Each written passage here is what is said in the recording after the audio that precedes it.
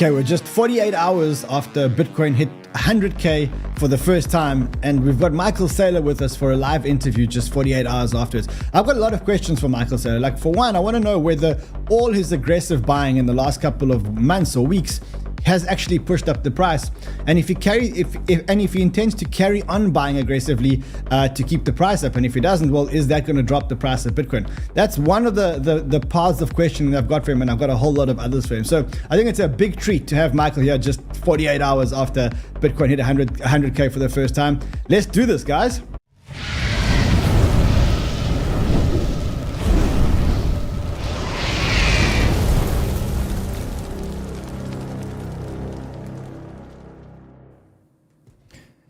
The truth is, we booked this interview a long time ago. We had no idea that Bitcoin was going to hit 100K, but the stars aligned, and we seem to have Michael with us on the week that Bitcoin hit 100K. So I think it's going to be an amazing, amazing show. And I've got a lot of questions, which I think a lot of people want to ask. And I think we're going to go quite deep into what MicroStrategy does, how aggressively they've been buying, whether they intend to carry on buying, how long is this buying going to continue for. And I also want to ask Michael about his time at Microsoft, because I know he spent 3 minutes pitching to the Microsoft board. Is this the real thing, or is this just a courtesy thing? So listen, first of all, if you're not already subscribed to the channel, you know what to do. Join the 1.21 million. We're growing every single day, over 1,000 people a day. Join the community. If you are part of the community, smash the like button, obliterate the like button. This is like a huge interview that we've got today. All right, so without further ado, I think I'm going to get into it. I'm going to bring Michael straight into the stream. Michael, good to see you, my friend. Must be a big week for you.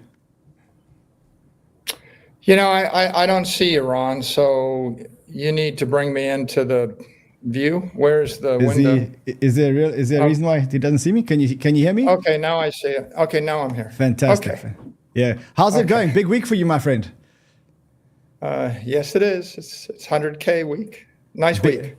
We're all very happy about that. Big week for all of us, I think. Big week for all of us. So, Mike, I think just to kick off, I know there's a lot of new people watching this. This is like, there's a lot of new people that have come into crypto since the prices have gone up. And I think just for those who are new to crypto, maybe just quickly just define what MicroStrategy does, because I think a lot of people still believe that MicroStrategy just buys and holds Bitcoin. And therefore the price should track the Bitcoin price. But maybe just very quickly for the new people, maybe just describe what MicroStrategy actually does. Well, MicroStrategy issues fixed income securities. So one thing we issue, which we're very famous for, is convertible bonds.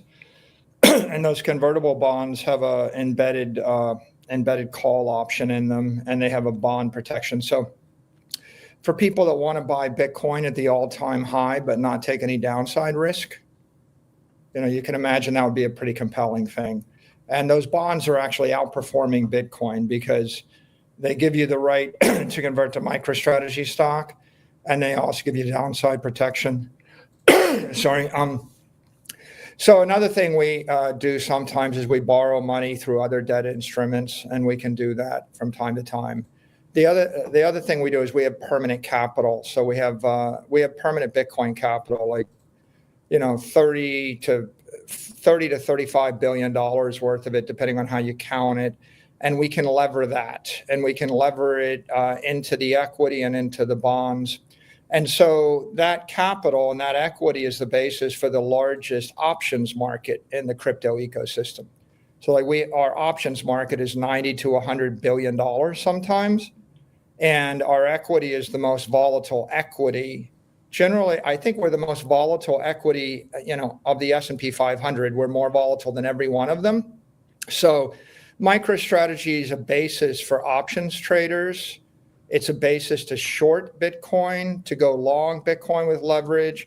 If you wanted to get 2x Bitcoin return via equity, when we lever up the balance sheet, we can give you more volatility and more performance than Bitcoin.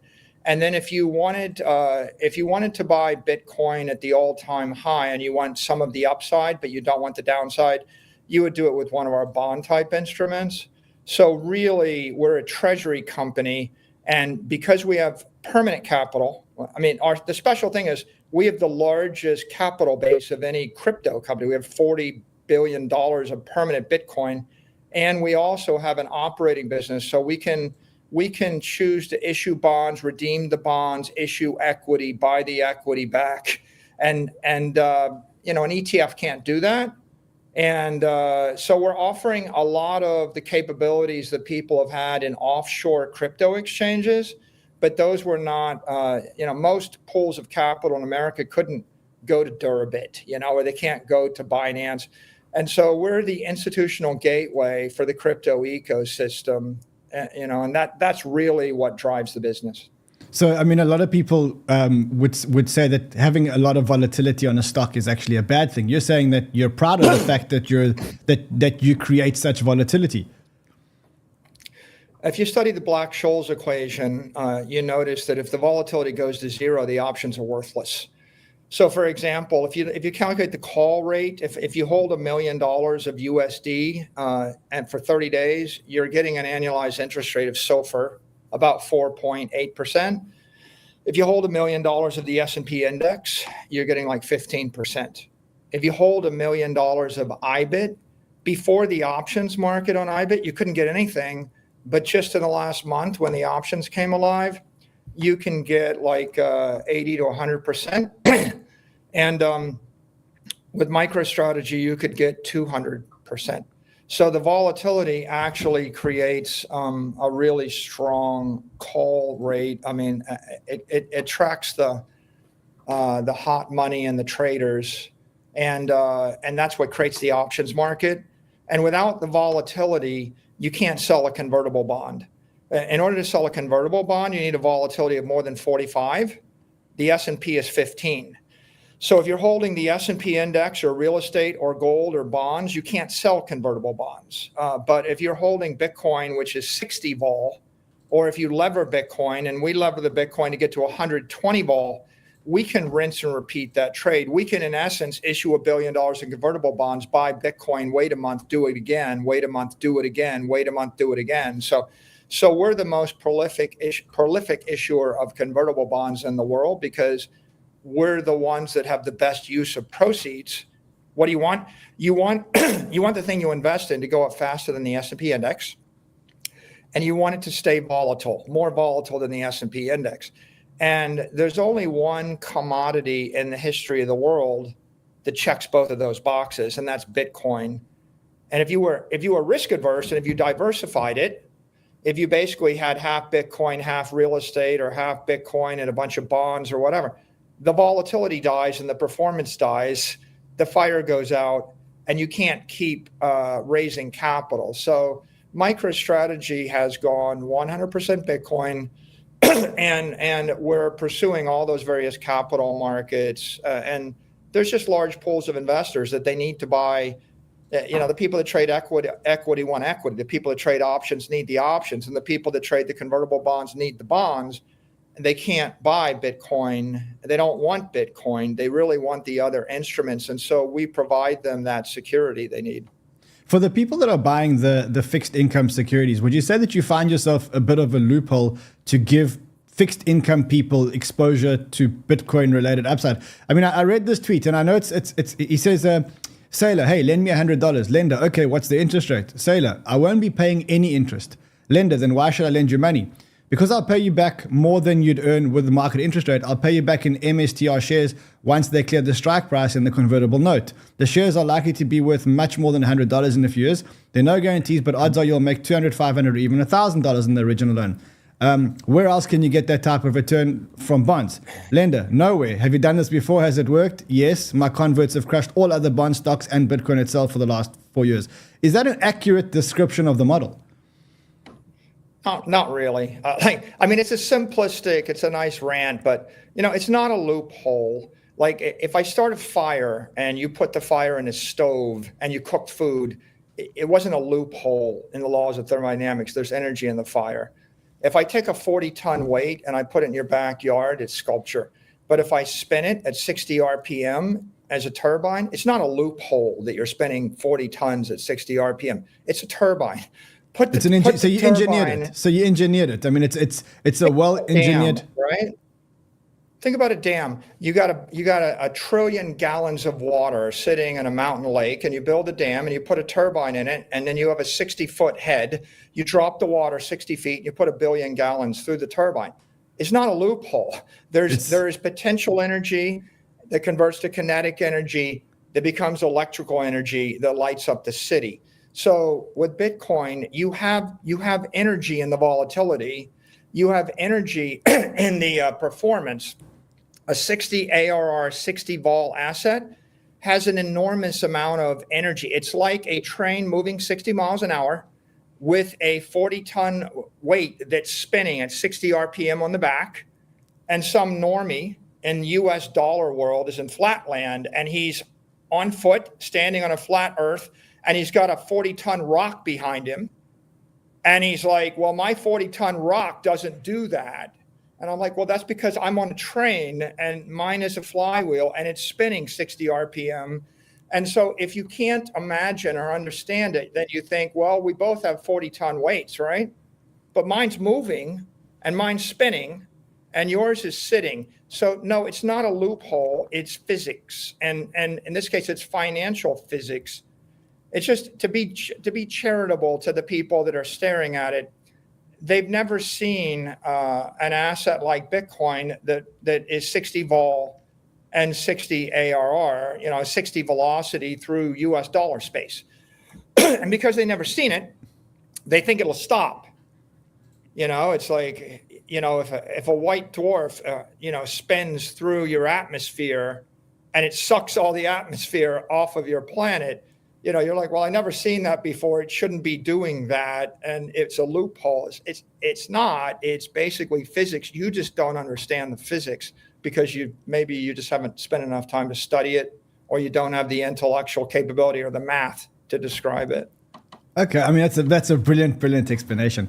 So recently you've been very active in the markets, much more active. If I look at the Saylor tracker and I look at the purchases that you've made in the last month or so, it's about $13.5 billion worth of sales relative to, say, the total amount of sales that you've done up until now, which has probably been in $25 million or $25 billion. Is there a reason why you guys have accelerated so strongly now? Like why you guys have started to raise so much and started to be so aggressive now as the prices have been going up? Well, I think we've been progressively getting more aggressive quarter by quarter since August of 2020. And we got more aggressive in the first quarter of this year. We did 2 convertible bond offerings in 2 consecutive weeks. That was the first time anybody in history of the capital markets ever did that. And then we did another one in second quarter, and then we did a $1 billion offering in the third quarter, and then we did a $1 billion equity offering in the third quarter. And so we could see the capital markets were very enthusiastic. I think the capital markets, their view of Bitcoin improved from January of 2024 to today, right? The ETFs came out second week of January. It took a while. By the middle of the summer, they were the most successful ETFs. By the third quarter, people realized that Bitcoin was a real thing. And then, of course, you saw a political rotation when the Trump campaign embraced crypto and embraced Bitcoin. That put a huge tailwind behind things. But what happened in November is we decided to accelerate. So we announced a $21 billion equity program, a shelf registration, and a $21 billion fixed income program. And we did that October 30th, okay? And no one had ever done that in the history of the world. So that was the largest ATM registration ever in the history of the capital markets. So we, of course, no one ever created a digital commodity before that was 60-60 vol.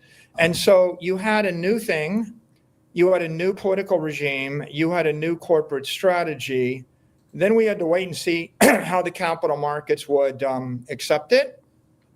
And so the following week, all of our shareholders got behind it. The day after we announced that, our stock out-traded all the big tech companies, and it out-traded all the Bitcoin companies, and it out-traded Bitcoin. I mean, it was to the upside. So the question is, do the capital markets want to get behind MicroStrategy, as the major treasury company in the space? And the answer was yes. But then the next question, November 5th, is, Are we going to have a blue wave, a red wave, or a red, white, and blue, thing? And we got a red sweep. So at that point, Bitcoin's a winner. MicroStrategy's strategy's got an endorsement. And then you've got a pro-crypto, pro-Bitcoin White House, Senate, and House of Representatives. The market surged. And in those 4 weeks, we raised $13.5 billion of capital. And we only raised $10 billion in the previous 4 years. But you got to keep in mind, this is an exponential process. If I'm selling you an iPhone and you're a rich person, I might be able to get you to buy one for $1,500 and replace your $200 or $100 Nokia phone, right? And if I'm selling you a Tesla, I might sell you one. But if I'm selling you a security that's twice as good as everything else in your portfolio, how many do you want? I mean, the answer is, if you're a rich person, a billionaire wants one iPhone and one Tesla, but they would buy 100 million of your security. I had I had a meeting a few weeks ago. It was 20 minutes. And at the end of the 20 minutes, the person I met with bought 500 million of the thing, you see. And so you're not going to sell $500 million of iPhones in a 20-minute meeting, and you're not going to sell $500 million of houses, or $500 million of cars, or $500 million of satellite uplink, or $500 million of Google advertising, even though those are all good products. But we're talking about digital money, right? We're talking about digital capital. And so how much does the government want? How much does a company want? How much does a wealthy person want? Well, they pretty much want up to their risk tolerance. And so another way to say it is, everybody's risk tolerance is changing, right? If Jerome Powell says Bitcoin doesn't compete with the dollar, it competes with gold, that's a massive risk that's been taken off the table. If Donald Trump says never sell your Bitcoin, that's a massive risk. If you have a bill for the US to buy Bitcoin in the Senate, that's a massive risk taken off the table. So what you've had in 2020, if BlackRock says, yeah, we think this is a global monetary alternative for people concerned about debasement of currencies, you can see all of those things are happening between January 1st of 2024 and the end of November. And so what I say is, it's either something or it's nothing. It's either going to zero or it's going to 1 million. If it's not going to zero, it's going to 1 million. There's a massive battle between the bulls and the bears, the skeptics, the haters. They think it's tulip bulbs. They think it's nothing. They don't understand it. Therefore, it must be worth zero. And the bulls say it's the future world reserve capital network. And everybody with any amount of money in Africa, Russia, China, South America, Europe would prefer to own Bitcoin than a building or a natural gas field or a bunch of bonds or a company. And so as we win that narrative, and as you have expressions of confidence and acknowledgement and respect for the asset class, you're going to see massive pools of capital surge into Bitcoin. The price is going to move up, and a lot of people will buy Bitcoin. But can you see why? So $100 billion of money is in Bitcoin spot ETFs. They get 100% of the upside and 100% of the downside. Can you see why someone might like the idea of 100% of the upside and none of the downside? Sure. It's not a complicated idea. It's a no-brainer. You can't create 100% of the upside and 10% of the downside without a pool of permanent capital that is a buffer or over collateral. So the ETFs don't have collateral. The ETFs don't have permanent capital. MicroStrategy, for example, can take our $40 billion of Bitcoin, and I can sell you the senior $4 billion tranche as a security, and I can say, you're going to be 10x over collateralized. So if Bitcoin trades down by a factor of 90%, you're still getting paid back. And that's a very compelling proposition for someone that's risk adverse, that's Bitcoin curious. And so all of those investors are coming to the market right now, and Bitcoin serves some of them. The spot ETFs serve some of them. Companies like MicroStrategy serve others that are either very risk averse or they want leverage and performance. So the debt that you issued is convertible debt. Does that mean that there's no ability for the debt holders to recall the debt? There's no liquidation price, so to speak. Is the conversion in place of any kind of right to recall the debt, specifically if Bitcoin goes down? People think it's debt. It's convertible debt. It's unsecured, no recourse. No recourse. What that means, Ron, is that Bitcoin could go from $100,000 to $1,000. The debt's not getting called. There is no recourse. Bitcoin can go to $1. You see, Bitcoin can literally go to 1 penny. The debt there's no call feature. And so it's like basically someone loans you billions of dollars and you agree that in 5 years, you will either pay them back in cash or in stock. But you know what happened is if Bitcoin crashed by 75%, the stock would trade down. We would just pay off the debt with stock. So the risk isn't in the debt so much as it's in the equity. But the point, and the people are like, oh, well, that makes the equity more risky. Well, yeah, that's the point. The point is the people buying the equity want the equity to trade down harder than Bitcoin, and they want the equity to trade up harder than Bitcoin. Because some of the people that buy the equity are the convertible arbitrageurs and the options traders. The options trade, like there's a lot of people that want to short the equity. Why do they want to short the equity? Because they're hoping that if Bitcoin trades down, they get a 1.5 boost or a 2 boost. That's what makes it a compelling thing. So if you don't want volatility and leverage, don't buy the equity, right? Buy the bond.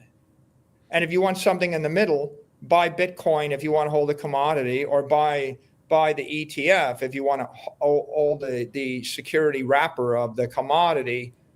And everybody's got different risk profiles. So we're just providing people with the kind of risk and reward and volatility that they want. I mean, it really sounds like you've engineered the ultimate financial product. Like it just sounds like the more I hear you talk about it, the more I hear you explaining all the different volatilities. It just sounds like you've really spent time engineering the ultimate financial product around the ultimate financial, the ultimate commodity, so to speak.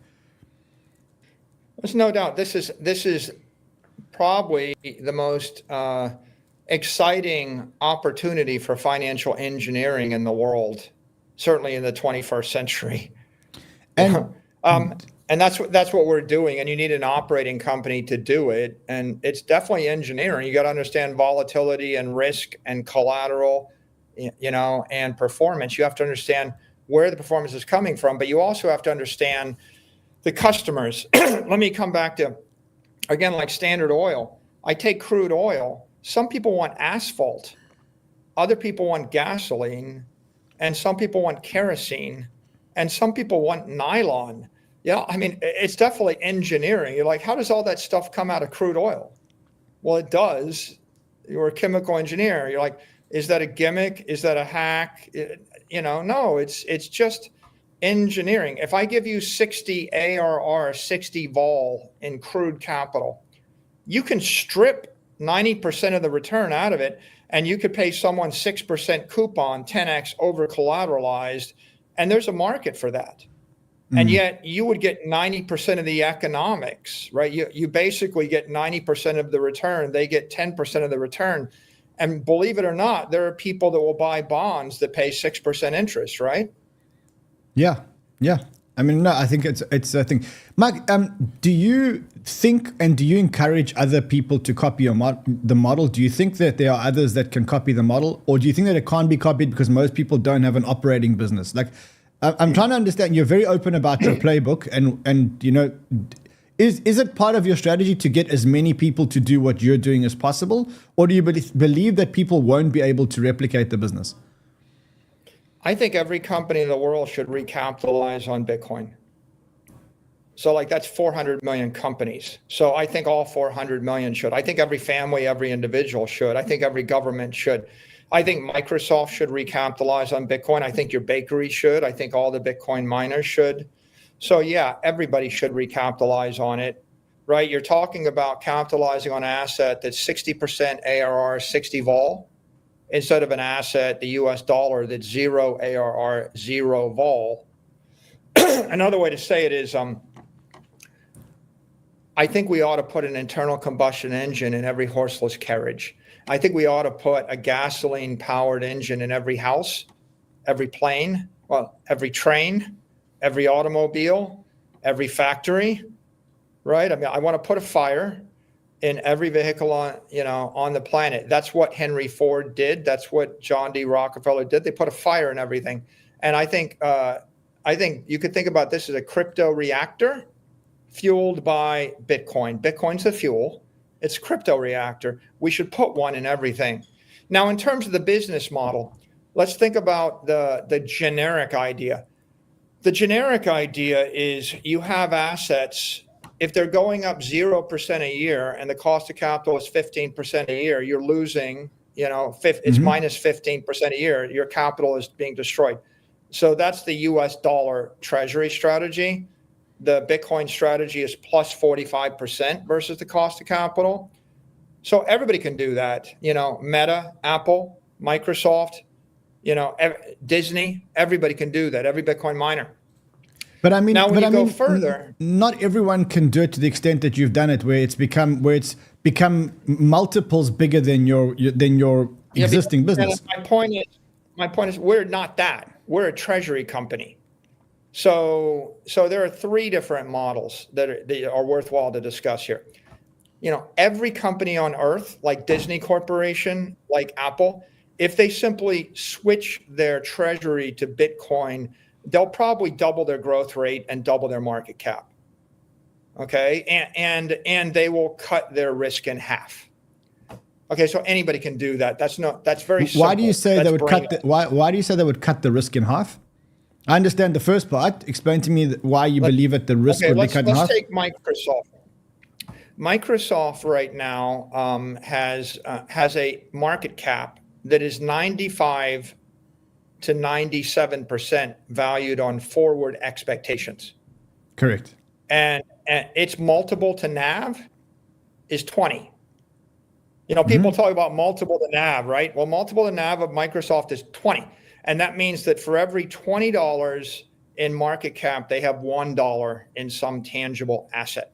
And so the other $19 are based upon like 144x multiple of quarterly earnings. And so if they were to ever announce that they think their quarterly earnings will be down by 30%, you've got like $1 trillion of market cap that evaporates overnight. So most companies, they don't have any assets. Most operating companies don't. What they have is forward expectations. And that's why you see these stocks crash all the time when the company has an earnings call and they say, we've taken down guidance. If the CFO says, well, I think the guidance will be like, 6% instead of 9%, your $2 trillion company becomes worth $1 trillion in 1 minute. Now, how does that work with institutions and foundations and wealthy people? For example, how much of Jeff Bezos' wealth or Bernard Arnault's wealth or Elon Musk's wealth is based on forward expectations? And the answer is none of it. Actually, their wealth is based on the actual assets they own that are marked to market. Like if you go to Harvard University, Harvard might have a $20 billion endowment. And you're like, well, the endowment's worth $20 billion. Well, how much of it is the forward expectations of the profit from the university? None of it. None of it. See, none of it. So the wealthy in the world, they're valued based upon assets they own. I know a lot of billionaires. They're like, well, we don't really want to own operating businesses. We want to own property business. Like I give you a choice. You can have a business that makes $100 million a year, valued at 100 times expectations, or you can have $10 billion worth of actual property outright. Which of the two of them do you want to own, right? Of course, the latter, because you don't have to do anything. On January 1st, you get up, you own $10 billion of property, the money printer runs. At the end of the year, you own $11 billion of property. You made $1 billion. What did you do? Nothing. Right? You just own you the remove the property. volatility. You remove the unknowns. You remove the risk. So the irony, of course, is people think it's risky to own Bitcoin, and they think that that they're stripping the volatility by getting rid of their capital, dividending it out, and buying back their stock. And the truth is, it's the opposite.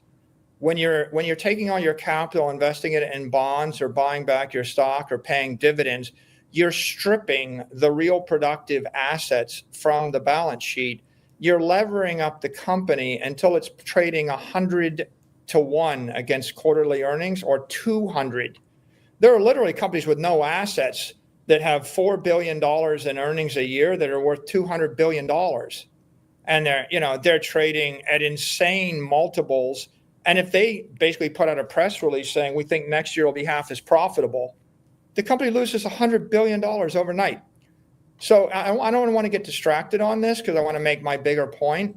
What I'm saying is every company in the world, operating companies, public companies, they're actually running without any assets, without any capital. 90 to 95% of the company's market cap is just forward expectations that are subject to crash anytime.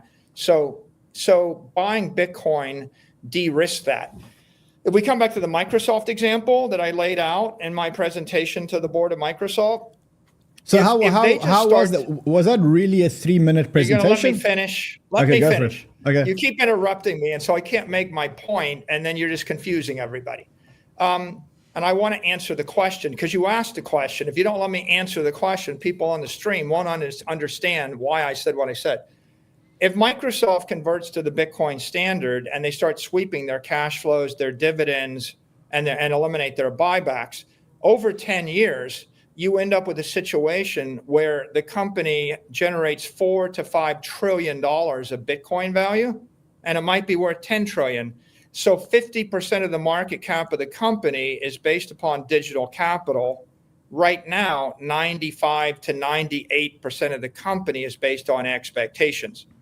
So you see what you've done is you're acquiring property with your cash flows instead of surrendering your capital.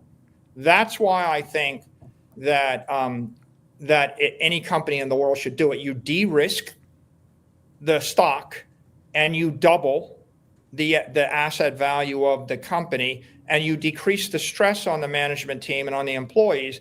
And that means you don't have to force your customers into 3-year enterprise agreements, bundle all your products in and sign them to a 3, 4, 5, 10-year lease. And if you look at big companies like Apple and Microsoft, increasingly and all the big software companies, they go to long-term enterprise agreements that look like rental contracts.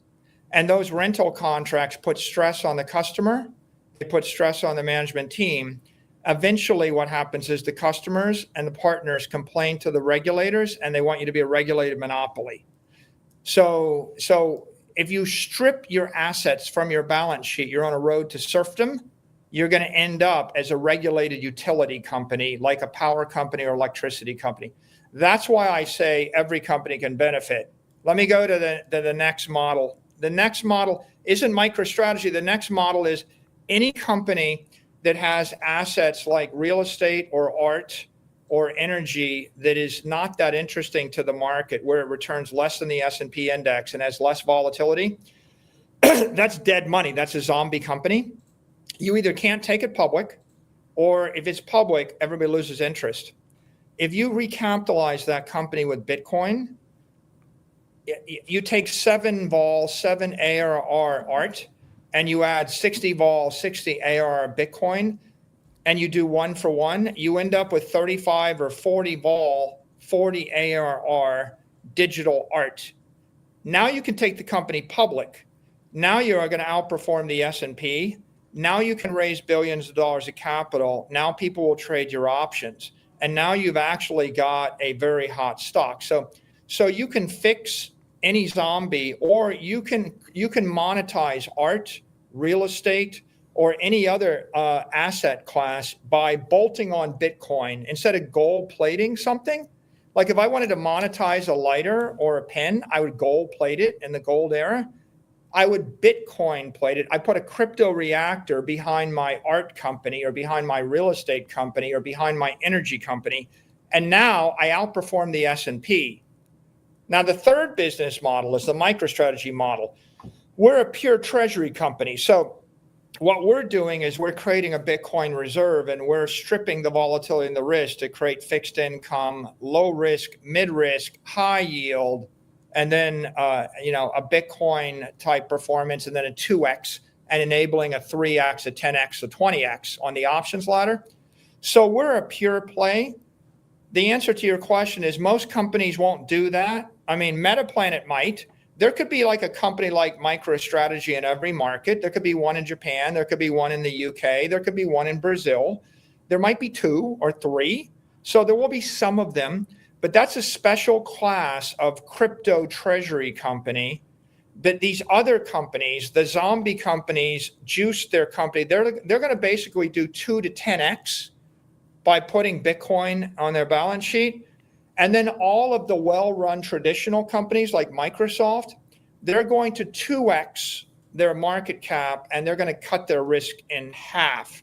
Those are the 3 business models. And I think that all of those are probably the most interesting thing going on in the world. Now, if you want, ask me the next question. Okay, so I'm going to go through all 3 of the business models. In terms of the last business model, which is the MicroStrategy business model, you said there's going to be one, there's Metaplanet, and there may be one in every jurisdiction. Do you encourage there to be more than one in the United States, or would that be competitive? And the reason why I say would that be competitive, because on the one hand, the more companies that buy Bitcoin, the more treasury companies that spring up around the world, the better it is for the asset, and therefore the better it is for MicroStrategy. But you seem to say that there's going to be one in everything. So would you encourage a competitor picking up your exact playbook and executing on your exact playbook in your backyard? I would. I do it with. I tell Metaplanet to do it. But the truth is, nobody seems interested in doing that in the world, other than I think the closest is maybe Metaplanet right now in Japan. As a practical matter, every company that's a public company has an existing business, and they don't want to jettison it, right? Yeah, for you to do exactly what MicroStrategy is doing, the Bitcoin treasury component needs to be 10x bigger than any other business you're running. So as a practical matter, I mean, the companies that are closest to us would be, say, Mara, but Mara's still got a really big Bitcoin mining and data center business, which is fine for them. I mean, and I think it's kind of a moot point, Ron. You're trying to create controversy for no reason. There's 50,000 public companies that can just recapitalize on Bitcoin and 2x to 10x their market cap. And still, like, I'm not going to tell Disney, sell the theme parks and be MicroStrategy, and they're not going to listen to me anyway. So it's a moot point. A company that if Berkshire Hathaway took $100 billion and created Bitcoin Hathaway tomorrow, then they bought all Bitcoin, then they could almost be like MicroStrategy. But who's going to trust Bitcoin Hathaway when they've been in the market for a month? Right. I mean, in order to get trust, you have to have hodled through the crypto winter. And you look at the Saylor tracker, and you can see that we bought Bitcoin in every quarter, like more than 40 times. And so we have credibility. We have a $100 billion market cap. We have $40 billion of capital. I'm not terribly worried that $1 billion company is going to catch us. And I'm not terribly worried that Google is going to put $200 billion into this, because even if Google bought $200 billion of Bitcoin, they would still have a $2 trillion company valued on the Google business and YouTube. You see, so I think we're wasting time trying to figure out how some company copies or beats MicroStrategy. Is it a problem? It's totally not. But like, figure out how to create a $100 billion business with 40 billion of Bitcoin with no other exposure. That's the other point, because you can't own anything else. If you own real estate or bonds or high tech or NVIDIA, all of that stuff is dilutive and distracting, and it undermines the volatility. The reason MicroStrategy works is it is pure Bitcoin 2x. And so you have to create, and by the way, it's pure Bitcoin 2x and trusted. you have to have $100 billion of investors in the options market and $100 billion of investors in the equity market who have to trust you to not sell the Bitcoin and to keep buying Bitcoin. So we're kind of unique. I don't claim any brilliance. We literally backed into it and got lucky. But the truth is, I think Apple and Facebook and Google and Microsoft got lucky too. I mean, and NVIDIA, it's like they were doing something. They knew it would be good, but they didn't know it would be 100x better than they expected. It's like, they kind of, you do something and then the market 100x's and you just happen to be there and then you're Google. Okay, so MicroStrategy kind of happened to be there when the market exploded, so good for us. But I think focusing upon us is the wrong point. Here's the point. You can create a Bitcoin treasury company in France, in China, in Russia, in Hong Kong, in Tokyo, in Brazil. You can probably create one or two more in the US. Have at it. I'm fine with it. I'm not really worried. We raised 13 billion last month. We're going to go very, very hard. If you can go that hard, Bitcoin would go to millions of coin. If you can't go that hard, you'll just be another one. And then there's a lot of room it's very constructive competition. The more important point is every Bitcoin miner should recapitalize to Bitcoin. That's the important point, right? The big idea is there's like 20 publicly traded miners. When you raise $1 billion and you buy Bitcoin mining equipment, you're buying hardware, which is depreciating 20% a year physically, where it's getting 20% a year less profitable because of the hash rate, where it's getting 20% a year less profitable because of the protocol, or 10%. So you're buying something that is minus 60% a year in productivity. You're investing in an asset which is losing 60% a year in productivity. When you buy Bitcoin, you're investing in an asset which is increasing 60% a year in productivity. So it's a very simple idea. Why would you burn 60% of your money every year, throwing it into a competitive hardware business where the protocol is taking you to zero, when you could increase your capital by 60% a year by simply buying the asset which the entire world wants? So that's what Mara is doing. That's what Hut 8 is going to do, right? That's what all the enlightened miners are doing. I think the fiat miners somehow think it's better to invest in data centers or invest in hardware. And by the way, you could say, well, we're going to switch to NVIDIA chips. The only difference between NVIDIA chips and Bitcoin mining chips is NVIDIA is depreciating 20% physically because it's burning out and obsolescing, and then another 20% depreciation because of competition. So instead of minus 60% a year, it's minus 40% a year. And so I think that if you're in the crypto ecosystem and you're a publicly traded company, you ought to recapitalize the Bitcoin. You should sell equity and you should sell debt to buy Bitcoin. You're going to make money. You'll rinse and repeat. You're going to go from a $5 billion or $2 billion business to 10 billion, 20 billion, 40 billion, 80 billion, 160 billion. That is the Bitcoin way. The fiat way is you're going to invest in expensive electricity, expensive data centers, and depreciating NVIDIA chips or in depreciating in Bitmain chips. And that's basically taking you to zero, right? And that doesn't really make a lot of sense. Now, every other company in the world, every zombie company, every restaurant, every hotel, every travel company, every airline, every whatever, they've all got a US dollar capital structure.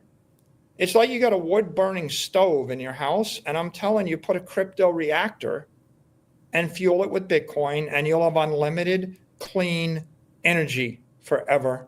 And the most useful thing we could do is get that word out and get people to wrap their head around the idea of a crypto reactor on your balance sheet where Bitcoin is the fuel.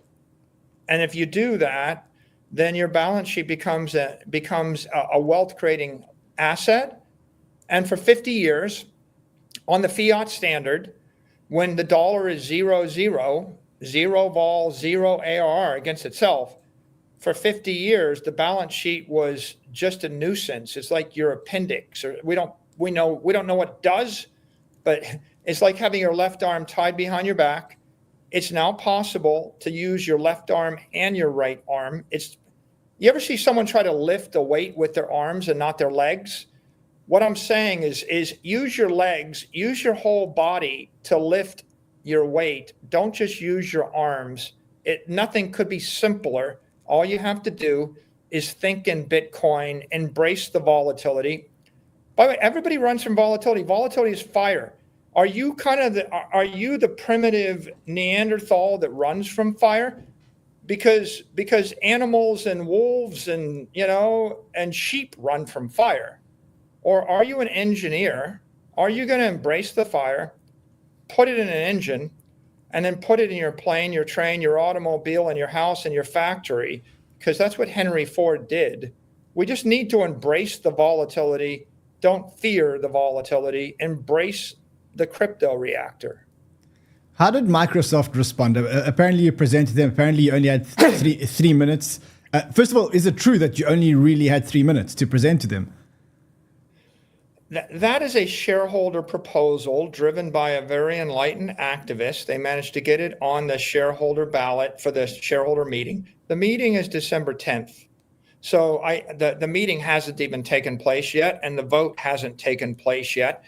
It turns out, per shareholder law, Microsoft needs to give the person that proposes the act, they need to give them 3 minutes to present it in the meeting.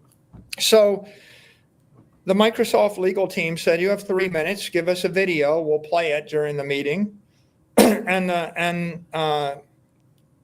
the activist approached me and said, would you like to make the presentation? So I spent 40 hours doing the modeling, creating the Microsoft model, building on Bitcoin 24.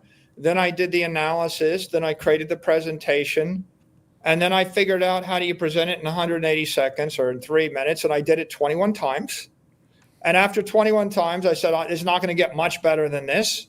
and I recorded it, and I said, well, I'm not just going to wait and have it played for 10 directors of Microsoft, because it'll be too late for the shareholders to act or vote on it. I'm just going to release it to the world so that millions of people see it. And I think, millions and millions of people have seen that video. It's gone viral. And hopefully the shareholders will look at it and they'll vote in favor of Bitcoin and send a message to the company. I don't have any illusions that, mega corp, is going to stop and completely change their direction based on a 3-minute video. But I think it sends a message to all the Magnificent Seven. Maybe Microsoft won't, but Meta will, right? Maybe Meta won't, but Apple will. Maybe NVIDIA will. Maybe Tesla will reevaluate and decide they could buy another $10 billion of Bitcoin. And maybe the other 50,000 publicly traded companies will. Because my advice is the same for everybody. It's not any different. I mean, the strategy works for anybody that generates cash flow. And so it's right out there. And this is like the first shot across the bow. We're going to wage a campaign. At some point, I actually said, I offered to the Microsoft legal team, I said, hey, we'll withdraw the proposal if you let me meet with Satya Nadella for an hour anywhere in the world, and I'll go fly and I'll sit with him for an hour and I'll explain to him why it's worth $1 to $5 trillion to Microsoft with no risk. It's like, I would think, but I think he's a very smart guy. And I think that he gets technology. He was smart enough to invest billions in AI. And I think he really turned Microsoft around and got them in the cloud, and he was the brains behind Office 365. So he's very smart. I just think that maybe he hasn't focused on this, because when you're a smart person managing a mega corporation, everybody's pulling you a million different ways. But I have no doubt if I get an hour just to explain it, I'm like, well, you just do this and this and this, and you double your market cap, you cut your risk in half, and you make trillions, and you delight 600 million people, and you stave off the regulators, and Microsoft becomes the greatest company of the 21st century, and it, costs you nothing. It's like, it's like, why wouldn't you do it? I mean, the issue is just, there are a lot of brilliant ideas in the world that if people focused on them and then they made it a priority, they would execute. But a lot of very intelligent, powerful, rich people, they just have other things that they're focused on, and they got 100 people whispering in their ear every day. And so they're just not paying attention, and we just got to get the world to pay attention. Yeah, I hear you. Mike, just a question. You guys were very aggressive now, as we said. You raised 13 billion now recently. And I guess that 13 billion was part of the 42 billion, the 21 billion in equity and 21 billion in fixed income, right? Yes. Okay, so, I mean, so that's 13 billion of 42 billion down. How long is this plan supposed to last for? So in other words, the 42 billion raise, what's the time horizon on the raise?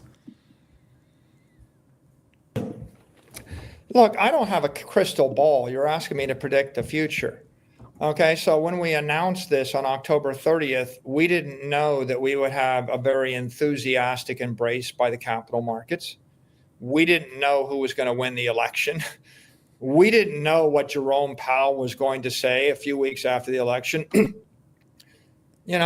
didn't know that 𝗕𝗢𝗥𝗄𝗧 was going to be the crypto czar. I mean, there's a lot of things we didn't know when we announced it. So that was a few weeks ago, and we laid out what I viewed was a conservative plan. My view is you should always underpromise and overdeliver. This probably won't come as a surprise, right? So you lay out a plan. I was reasonably confident that we would be able to do this in less than 3 years when we announced it October 30th. But I literally didn't know what would happen in the next 4 weeks. So the answer to the question is, we go as expeditiously as the capital markets will allow. And when the political winds blow in our favor, and when the capital markets winds blow in our favor, we put up the sail, we go fast. And if the wind turns against us, and by the way, there's a certain mood in the convertible bond market, and there's a certain mood in the Bitcoin market, and there's a certain mood in the equity market, and there's another mood in the preferred stock market, and there's another mood in the bond market, right? When people change, if Jerome Powell lowers the interest rates tomorrow, if he would have dropped them 200 basis points, there would be a surge in demand for corporate bond and fixed income, you see? So if Jerome Powell were to say, hey, we decided to go faster, the wind starts blowing and billions of dollars flow. And if Jerome Powell were to say, I think we're going a bit too fast, we're going to need to study the data, it goes the other way. So the answer here is, we're an operating company. We operate. If you're investing in us, you're investing in me, Phong, Andrew, Shirish, and we're sitting every day. Every day I'm looking at, what is the options market? What is the equity market? What is the debt market? What is the Bitcoin market? What is happening now? What's about to happen? And I can tell you the volatilities, the liquidities, the flows. And so if I have the ability to raise $2 billion in one day, I'll do it. If I have to do 200 million in a day, I'll do it. If I have to stop and wait, I'll do it. We decided to go to the bond market, and we'd sold maybe an $800 million bond, and we came to the market 2 weeks ago, and we started at 1.75 billion. So we doubled it. And then a few hours later, we took it to 2.5 billion. And a few hours later, we took it to 3 billion. Okay, so sometimes that's a 20-minute phone call. So the question is, how fast will we go? As fast as we can, right? Subject to market conditions. And of course, we're not going to do anything that isn't going to generate BTC yield, right? Our real acid test is it accretive or is it dilutive? And look, I could sell stock at $100 a share, but it would be dilutive. Or I could wait until the stock is $1,000 a share, but I wouldn't get that much capital. It would be accretive, but I wouldn't get that much volume. So we're always evaluating every capital market transaction versus BTC yield and the BTC spread. And that's really the strength of the company, because those numbers change every minute. And some days you can do $1 billion at a 70% spread and make $700 million. And would I? Of course I would. And some days, you know, you go faster, and some days you go slower. And you know, we live at the mercy, you know, of the utterances of the gods and the demigods of the capital market. And there are people, believe it or not, a lot more powerful than me. And what they say, you know, causes billions, tens, hundreds of billions, or trillions of dollars to move from the left to the right side of the screen. Yeah. Mike, this headline that came out, Palantir MicroStrategy lead list of stocks that could join the NASDAQ 100. What's the path to get to the NASDAQ 100? Because as I understand it, if you do make the NASDAQ 100, effectively all the index funds and everyone would have to add MicroStrategy to basically have to be a representative of the index. I mean, is this something that you're looking at? You know, this is something that we have no control over. It's above my pay grade. It will either happen or it won't happen. I will find out the same time you find out if it happens. And if it does happen, it would be good for us. Very good. If it doesn't happen, we're going to do just fine. You know, and I think we'll just wait and see, right? All right. Lastly, before I let you go, so I want to talk about the risks. And 𝗑𝗓𝗓𝗓 brought up a risk. And I mean, there's various other risks that have been brought up. So he says, Michael Saylor is now the second most powerful person in Bitcoin after Satoshi. He can single-handedly decide the fate of any future contentious issue with a simple, it's either my way or I dump it all. And he says, decentralization, not so much anymore. And I do know of the principle that, you know, in the Bitcoin ecosystem, it's the miners that have the power. You need the mining power. But there is like something in what he's saying, and not that I believe that you'd ever act against the best interest of Bitcoin, but fast forward to a MicroStrategy where Michael Saylor is not around and they're still continuing with the same strategy. Is this a real risk? Is this a real risk where if there's a fork in the road, a MicroStrategy board can decide, well, if this is the way Bitcoin's going to go, we're going to dump all our Bitcoin or something like that? No, I think it's fairly uninformed take. It's a very uninformed. If Vinny thought about it a bit harder, if he understood Bitcoin better, he'd realize that what he's saying is ridiculous. Like, okay, tell me why. No. Who would be stupid enough? Like it's like if you owned a bunch of land in the U.S. and something, you know, in the system happened that you disagreed with, you're going to rage quit the United States and dump all your land at a 95% discount? Not likely. No. I mean, the future of the Bitcoin protocol is determined by all the holders, all the miners, all the exchanges. Like it's a very, very diverse ecosystem, you know, the Chinese, the Russians, the foreigners, the Americans, every possible business, every possible holder, you know, even the regulators, they all have some say one way or the other. And the truth is, the reason Bitcoin works is because nobody wants to change it. So I'll remind you, the less you want to change. And if Vinny understood Bitcoin, he would be a Bitcoin maximalist and he would own 40 billion of it. But I mean, he doesn't. So like, why would someone that doesn't actually own the asset be an expert at all? Nobody that actually is a Bitcoin OG thinks that, right? By the way, how many proposals to change Bitcoin have I made in the 4 years? Name one. Zero. Right? So the point really is that's really a shitcoiner narrative. And it's a shitcoiner narrative by activist programmers that don't own any Bitcoin, that have no influence, that desperately wish that they could change the network. And they kind of go at it with this reverse double psychology, which is we want to change and corrupt the network, but the person that actually believes in it doesn't want to support our batshit crazy scheme, and therefore they're the threat.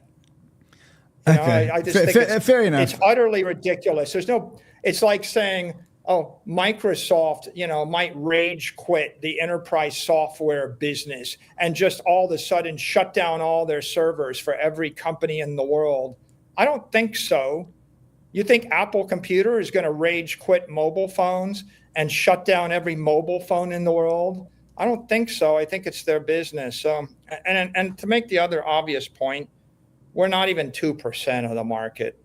I mean, yeah, but you are growing. You're not even 2%, but 2% is very, very big. First of all, and secondly, you guys are growing at a crazy rate. In fact, I mean, do you think that MicroStrategy's purchases were a factor in Bitcoin going up so much between the elections and 100,000? I mean, if I look at the price of Bitcoin at just after elections, that's here. It was 68,000. We're at 100,000 now, and that's also the period where you guys bought $13 billion worth of Bitcoin. So, how much of this do you think was the $13 billion that you guys, the $13 billion of buying pressure that you guys put in the market? It's impossible to know, right? Because the market is set by, there's a huge number of sellers, right? Massive selling. So, when Germany is selling, if the US is selling, if there's obviously a huge number of sellers, they must be offshore. And I don't know where, and there's a huge amount of capital from the traders that are speculating in it. And the market is really set based upon the balance between the buyers and the sellers. I think what's clear is the Bitcoin miners and the mining subsidy or the 450 Bitcoin a day isn't really material to the price anymore, because MicroStrategy was buying 10x that. But, I'll tell you the price, sometimes I've watched, we bought 200 million an hour and the price moves down. So there's someone dumping 200 million an hour. And by the way, we're never moving it up. So if we're actually in the market buying or selling, we're never selling, but if we're in the market, there's someone on the other side of the trade that is selling faster than we are buying oftentimes.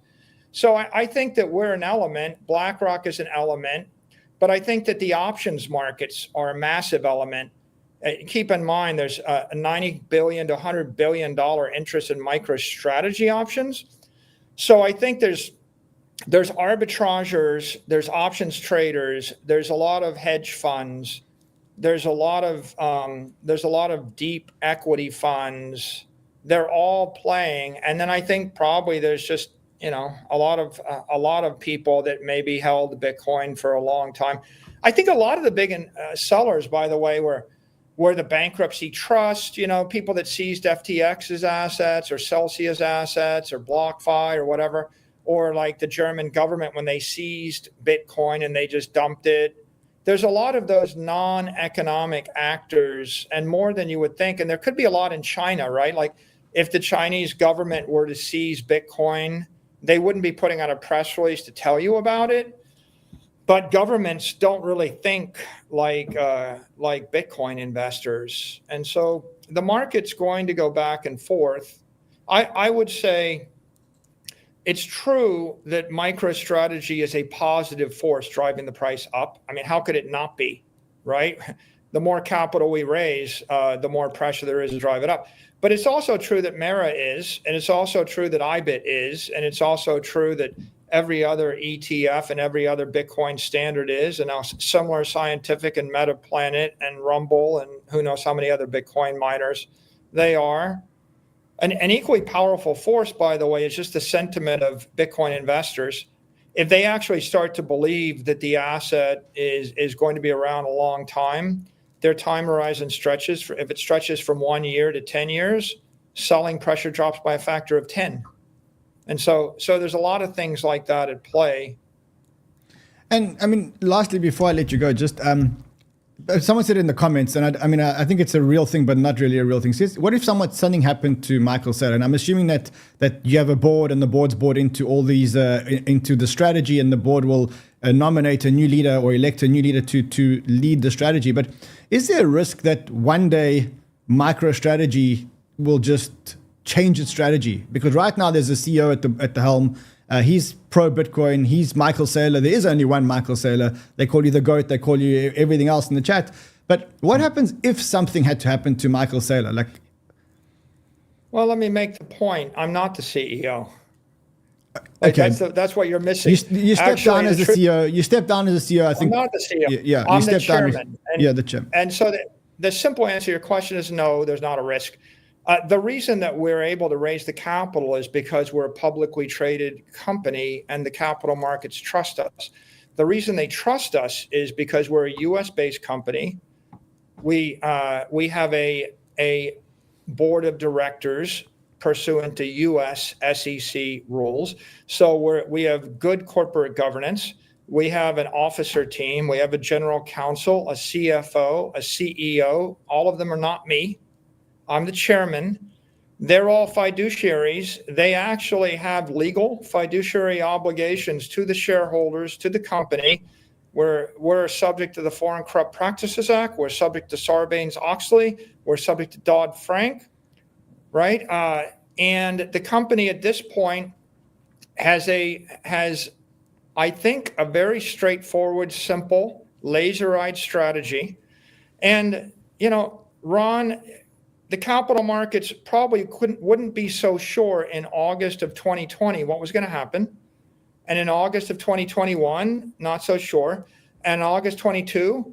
But after a company has done the same thing 45 times and it's done the same thing every quarter, and after they haven't done the other thing, like what's the test? Bitcoin traded down 80%. We didn't sell any Bitcoin.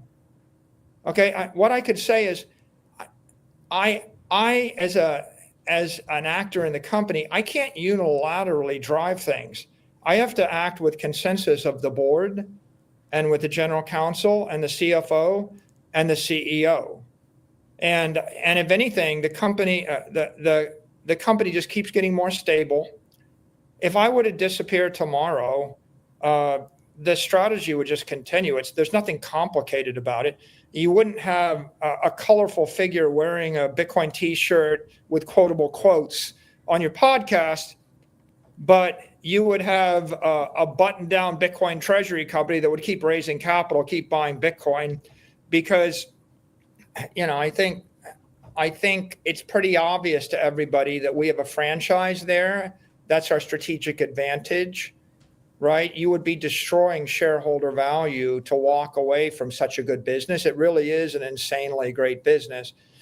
And at this point, all of the officers and all the directors are behind that strategy. I think the capital markets, they can see that we're building that trust. And one thing that I even did this year, which I think builds trust, is I allowed my voting control to slip from the mid-50s into the 40s. And the message really is the company is being run for the benefit of, in partnership with, the common stock shareholders, right? The truth is, if you have one person that can single-handedly determine the course of the company, it's a bit more of a bumpy ride. And sometimes you need that in startup phase. But once the company has become mature, if people have invested $100 billion in MicroStrategy stock because they want us to buy Bitcoin and not sell Bitcoin, well, at that point, you don't really want the bumpy ride, right? You don't want the founder that says, I've decided to buy Disney Corp and I've decided to buy, like a billion acres of real estate. You don't want that. You actually want 100% Bitcoin strategy. And the way the company is structured right now, that's what it does. And I will point you to Microsoft and Apple and Amazon. And those are three companies that actually do things, but no one goes to sleep at night with anxiety that they're going to stop doing the thing they do, right? People still think Microsoft, Satya Nadella doesn't have 50% of the voting stock, but they think that Microsoft is a well-run company for the benefit of the shareholders that will kind of go forward like a juggernaut. And they think that about Apple. And Steve Jobs, by the way, didn't have 100% of, he didn't have 50% of the voting stock of Apple either. So MicroStrategy is a publicly traded company. The reason we can raise the capital is because we are constructed to build the trust, right, and discharge the trust of the capital markets. That means sometimes you go slower. That means sometimes you have to be much more articulate in your disclosures. If you read our 8Ks, we don't just tweet, oh, MicroStrategy bought this and this was our yield. That would be what you do if you're a crypto entrepreneur. We actually attach it to an 8K. It's a 2-page or 3-page disclosure full of 1 page of financial tables and then 2 pages of legal disclosures and articulations explaining all the nuances. And that's required for you to actually make a statement. That's just a public company thing. So I think